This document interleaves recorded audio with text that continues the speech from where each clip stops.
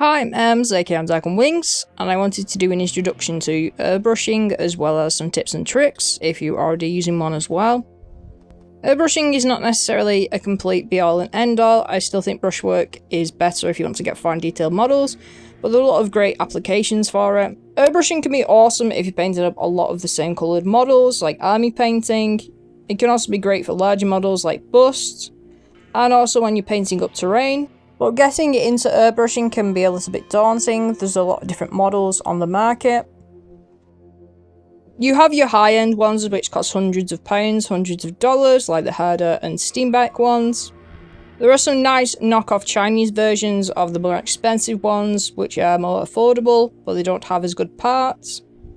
There are some decent mid-range ones like Ghaalerie put out. These are about £80 or $100+. And then you have a very basic ones which cost £20 to £30.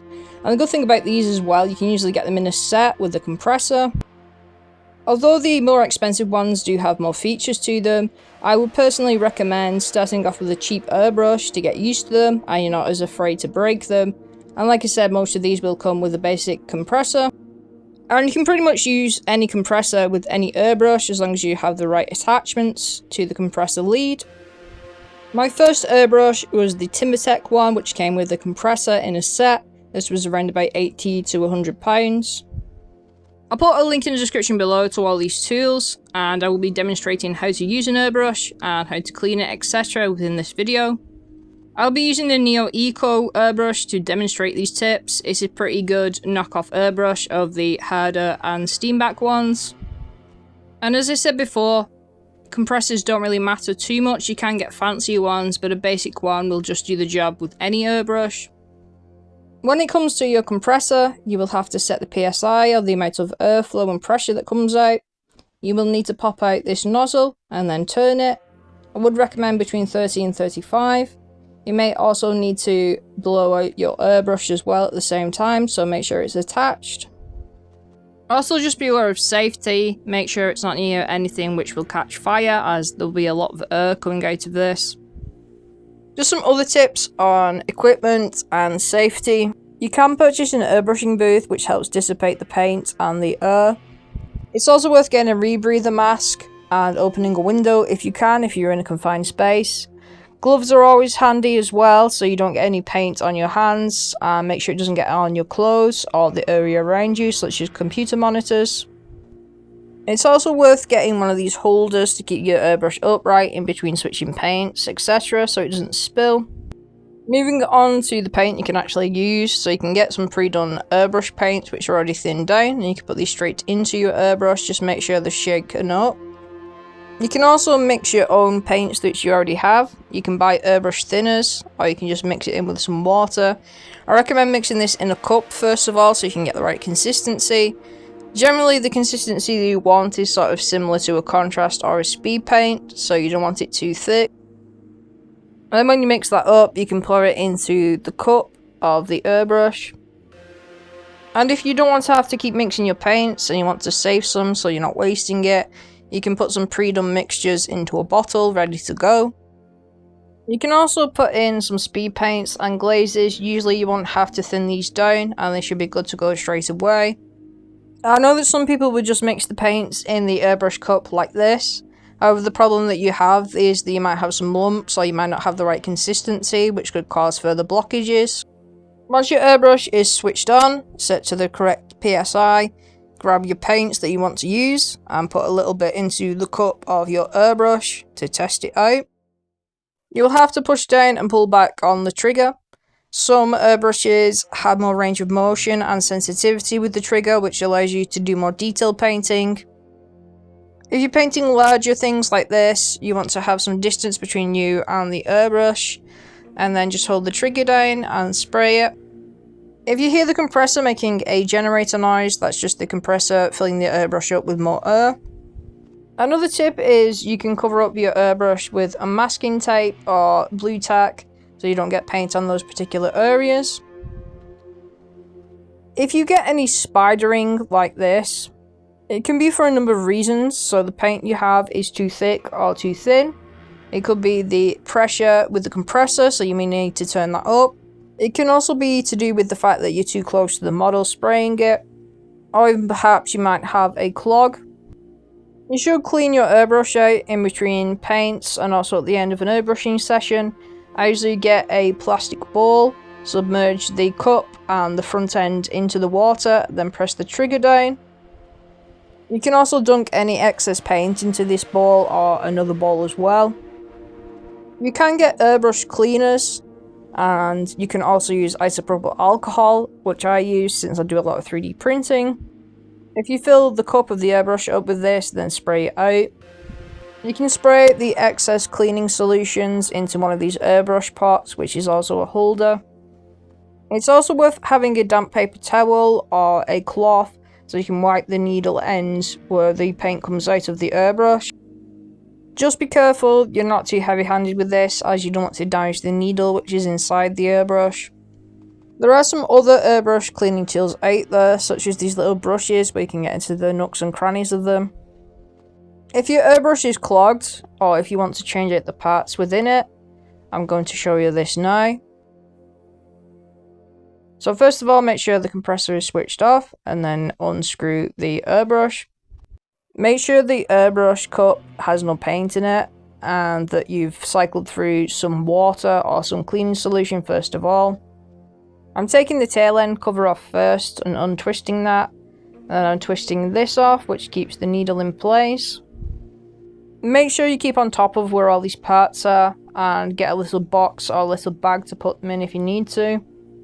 If you have trouble with the needle coming out, that means there's probably some paint stuck in the front end of the airbrush, so make sure you clean it out properly first, otherwise the needle probably won't come out or it will be covered in paint.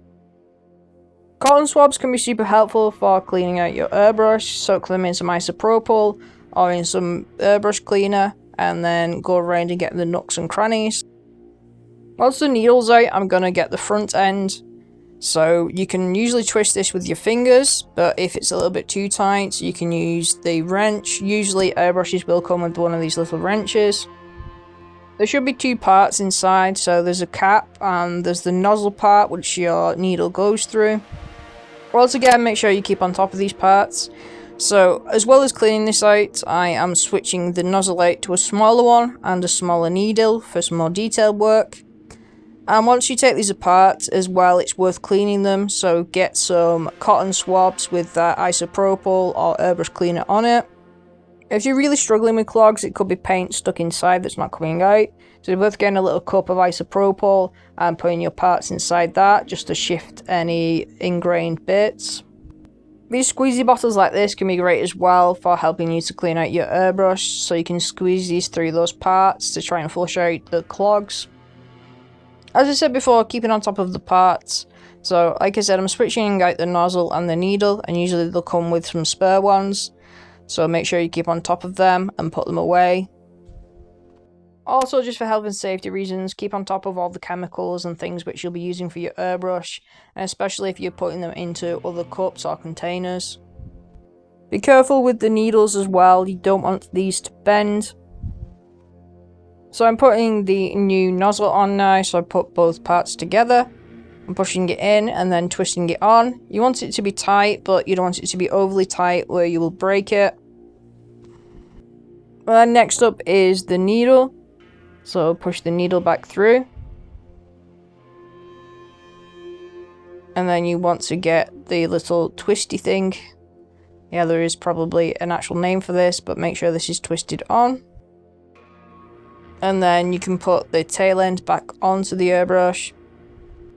A reason why your airbrush might not be working is that some of the seals might have been damaged or might have come off. So just keep on top of these seals, make sure you don't lose them. They usually come with some spare ones in the packet, or contact the company to get some new ones, or you can get some replacement ones. Because if you don't have these in, air can leak out and the airbrush won't work properly. So I switched out to a smaller needle and nozzle.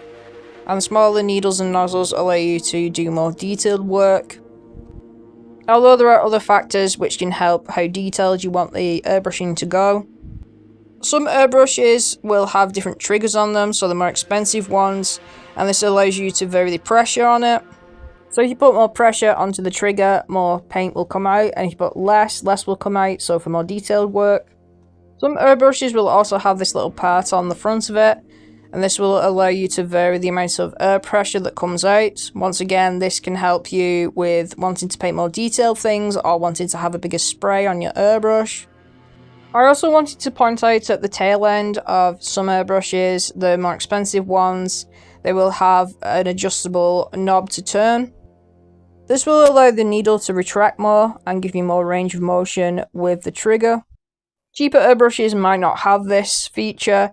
It's not super important. You can do more fancier techniques with an airbrush like zenithal priming, underpainting and glazing. But I won't be covering these in this video. It's worth looking them up once you get more comfortable with an airbrush, as this is just an introduction video. So I hope this video has given you some insight on airbrushing. You really need to keep on top of cleaning it, especially in between changing paints. It'll save you a lot of hassle in the future. As I said at the beginning, it's probably worth just getting a cheap airbrush and compressor kit just to try it out first of all. The Ghaalerie Mobius airbrush is a really great, better high-end model which isn't too expensive. You have more range of motion with the trigger and the airflow. But then again, it's just personal preference and depending on what you want to use the airbrush for.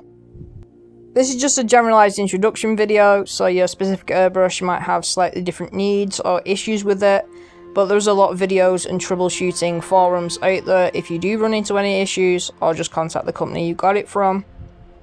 And as I said at the beginning, airbrushing isn't a complete substitute for painting with brushes. Brushwork will always be the best, but an airbrush is a fantastic tool to help you with your hobby. As always, thank you for watching. I do have a Patreon if you'd like to support me, the link's in the description below. I have loads of different social medias.